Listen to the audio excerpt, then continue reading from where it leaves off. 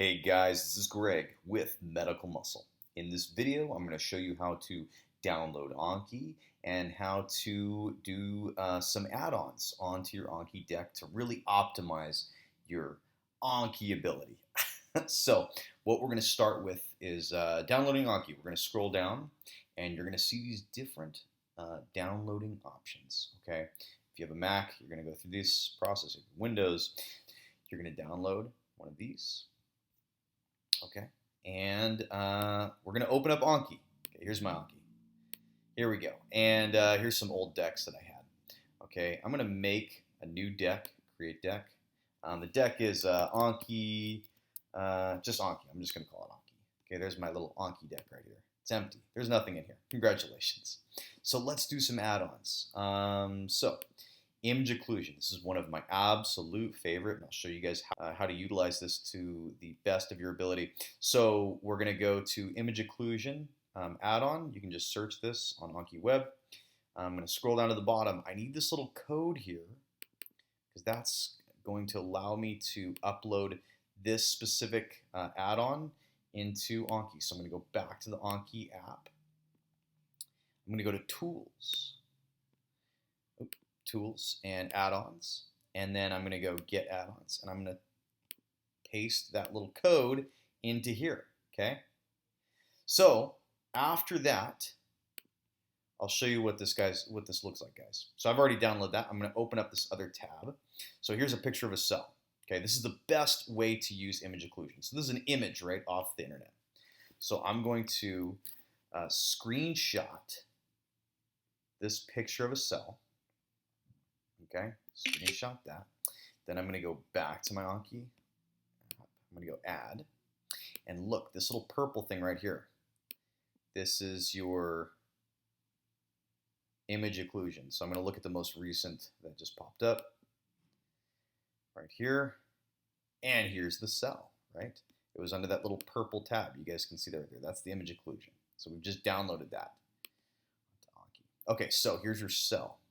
So this is so cool. So say if I have to memorize all these structures, say if like on a test, this image pops up, or I just need to know all these and I need to know them by image, you can just say whatever. You can block these out, right? So that when you get flashcards, you won't be able to see. You won't be able to see what's underneath. So there's a couple ways you can do this. Okay, so I'm going to do a couple like this. So I'm going to go hide all guess one. I'll show you what each of these looks like. Hide all guess one. Okay. Then I'm going to do hide one guess one. Okay. So I've made 4 cards each off of each of these. So I'll show you what these look like.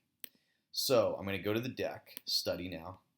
So now this is the hide one guess one. So it's only hiding one. All the rest of these are open. So center zone. Okay, and the next one. This is hide all guess one. So now, the reason why you do this version over the other version is sometimes if there are other ones, it can give you a hint on what this is. So this is a good way to like test your knowledge. If you block everything off, then there's no hints because you can't like go by elimination, right? Because this couldn't be the nucleus, the nucleolus, and the chromatin, because those are already here. But if you block those off, you might get confused. So this is a good tool for that. This is the other version. Now you can see everything, and you just need to know this one thing. This is sometimes useful. So here's the image occlusion. Okay, so there's that. So next we're going to go back to our other add-on. Okay, this is the Enhanced Cloze application, or a little add-on that you can add on to your Anki deck. So same thing, you're going to scroll all the way down. You're going to find a little code, right? Double click this, copy this. We're going to go back to our Anki app, okay? We're going to go Tools. We're going to go Add-ons, okay? And then we're going to go Get Add-ons, and we're going to upload this code, okay? Pretty simple. I already have this one set on this one, so I don't need to do that. So we're going to make another card. So this one, you select through here, close. Okay, so you can make a basic card. I'm going to do the close though. I find this very efficient with time and a very effective way of making cards. So I'm going to choose close. I have it on my default. I love this type. So say if I say SGU is great. All right, so I'm going to double click this and go like that. So I'm going to double click. I'm going to show you how this all looks. Okay. So if you notice, there's little numbers next to each of those. I'll explain what that looks like after I add this. Okay, so let me preview. Let's preview this. Let's see what this is. So now it's saying number 1, if you remember, SGU was number 1. So if I had to memorize this one thing and this phrase, then it allows me to do that. Let me go through these other ones here. So this is number 2. This is the 2 one.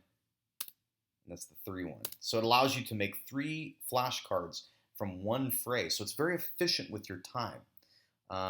Say if you're learning something about cells, right? And you're like, blank is the powerhouse of the cell.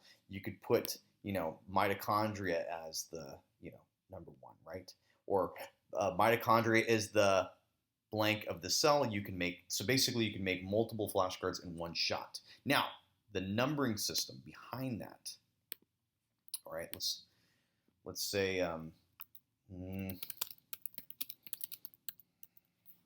do this. Okay, if I take each of these and I subtract this one now. Okay, what's this? Go to history. Now what this is going to do, because I numbered them both the same number, they're both going to come at the same time, so now I have to guess both of these things at the same time, right? Ball's red, right? It's really nice because then if you have multiple pieces of information in a card, you can block it off that you feel like you need to memorize at the same time, okay? Use these sparingly. This can become very confusing. Obviously you have to guess 2 different things. We could also do it this way. Okay. I could block that off, and I could block this one off, right? Right. You could do it that way. Where it'll look like this. Okay. You have to. The ball is. Okay, so you'd have to know what those 2 phrases are. I'm just giving this as an example. Obviously, this would be a more complex card than this for whatever reason you're using this. And the last little thing with Anki that I want to show you guys is the settings. Here's your deck. Let's go back to the deck here. So this is our Anki, right? So we're going to go to our options. This is really important. You have a card limit. That's usually fine. Sometimes I like to take this down to 200 maybe, or maybe even 100. This is the maximum amount of new cards that you can see a day. All right. And then the gradual increase is, how many days you're going to see this thing. So 1 would be the easy, and 5 would be 5 days. I'll just show you what that looks like. So if I study this, so say if I answered that. So 1 is good, and then 5 days. That's what that little editing is. I can change this. If I bury card, just as a little side note, actually if I suspend a card, that's even better. If I suspend a card, it's going to get rid of this card. It won't delete it. It's not deleting it, but it just basically makes it so that you have to, it's buried in your deck and you can't access it when you open this deck. It's like a hidden card. And you have to unsuspend it to be able to see it again. It's good if you've seen, like, if the card is dumb and you don't want to even take the time to delete it, you can just suspend it, okay? For some reason you wanted to keep it, but you didn't want to delete it. Okay, so let's do this. We're going to go to options. We're going to change the timing on this. Let's do 4 days. So now you can see what this looks like. So now that's 4 days. So this can come into play. I mean, how frequently you want to see the card. You can even go 3 days. I think the standard Anki card is started this way.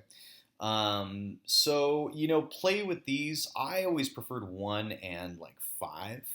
I felt like for an exam that's like 4 weeks long, I felt like every 5 days for something that's super easy is appropriate. And obviously, as you get better at these cards, the days increase. You guys understand this if you've done Anki.